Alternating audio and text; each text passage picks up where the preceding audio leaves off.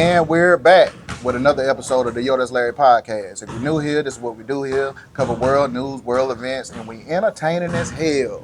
This is a special edition. I call it the Community Spotlight. And I'm here with Mr. Germain Thompson. This is the Stop the Violence. How long have you been doing this? Man, so this is our 10th annual event today, but we had a 2-year setback due to COVID. Gotcha. So during those 2 years during COVID, I still was out doing work behind the scenes. So give or take 12, 13 years. Ooh. All right, growing up mainly in Chirac, Yeah. but you're a New York native. Yes. What made you even want to start doing something like this? Well, most people knew me as like a terror of my community, right? I was that guy that, like, they see me coming, they knew trouble was coming. And it took me to realize that I was causing more harm than help to my community when my best friend was killed in a gang shootout. Rest in peace to Quan Baker. He was killed in a shootout, and I was like, I'm tired of living like this. I'm tired of this life. So I have to do something to change my community and shift our mentality to know that killing each other is not the answer. This is true, because a lot of people would have just tried to set out on revenge. And Yeah. It's just a cycle that's not going to stop. Oh, I went through that process. That process of revenge was real for me, you know, and I'm glad I didn't take that route, but I'm glad you didn't either. yeah. Like, I'm going to get into some more of the questions that we have. So, as far as this area, is this the area that you're going to continue to do this event at, or do you plan on maybe branching out, going to other areas? So I do this nationally, Okay. so it's just not only in Chirac. I mean, I dedicated my life to this. My title at my current job is Community Liaison. So this is what I do for a living. Gotcha. Like I didn't just take this and say, oh, I'm gonna do this as a hobby. I shifted my whole life and dedicated my life to community, right? So Chirac has a special place in my heart because, again, I terrorize this community, but also I see the younger generation coming up now, and they just have no guidance, right? This is a community of about a population of about 5,000 people, but you have at least one killing, not one shooting, one killing a year. And I know places in New York that has 20,000 people in their community, and you have 0 killings in 1 year. So for this just to be such a small place and have that much violence, I feel like my job is just getting started after 12, 13 years, and I can't stop now. All right, with you doing this event, what do you expect for what are you hoping that the kids can take from an event like this?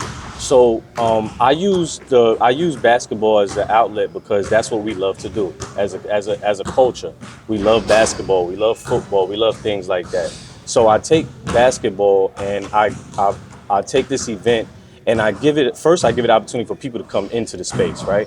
And then once I get them into the space, then I speak to them and hopefully be able to shift their mindset and let them know that what's happening is not normal. Violence in our communities are not normal. We are taught to react in a violent way when someone does harm to us, right? And if we could shift that mentality, then we could change a culture and we could change a community. I remember a couple of years ago having this event, and that let me know that I was on the right path. I think I had David Banner here that year.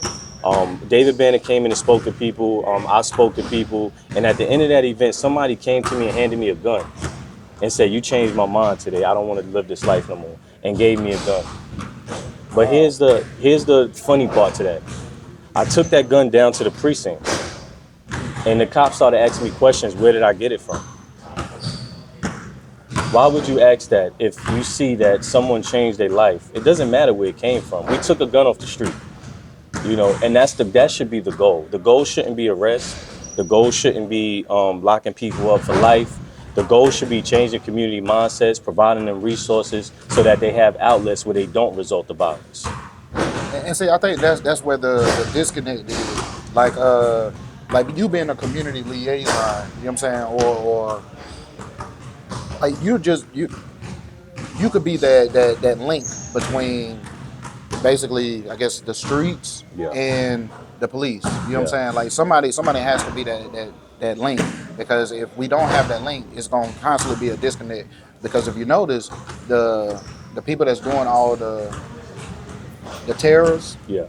they're getting younger and younger and younger. You know what I'm Yeah. saying? And so like us as like we're getting older, it's getting harder to be able to communicate with them. You know what I'm Yeah. saying? So like I really applaud you on that. But like, I ain't gonna take up too much of your time, but I will say, like I've known you for a very long Yeah. time. Uh, uh, Shout out to Carl. Uh, I met you when I was in probably fifth grade, Yeah. right? And like I just say on behalf of Yo That's Larry podcast and on behalf of the town of Cabral and the surrounding areas, we appreciate you, man. I appreciate that. I Really. appreciate that for real. But we're gonna try to have some footage. But thank y'all for tuning in. And this is Germain Thompson with the Stop the Violence event. And is there anything that you want to leave them with? Absolutely. One thing that I want to tell you all is one emotional decision can cause a lifetime of trauma. Keep your mind in check. Don't let that emotions take you out of character. Yes, sir. Yes, sir. And like I always say, if they can do it, I know damn well you can. Peace.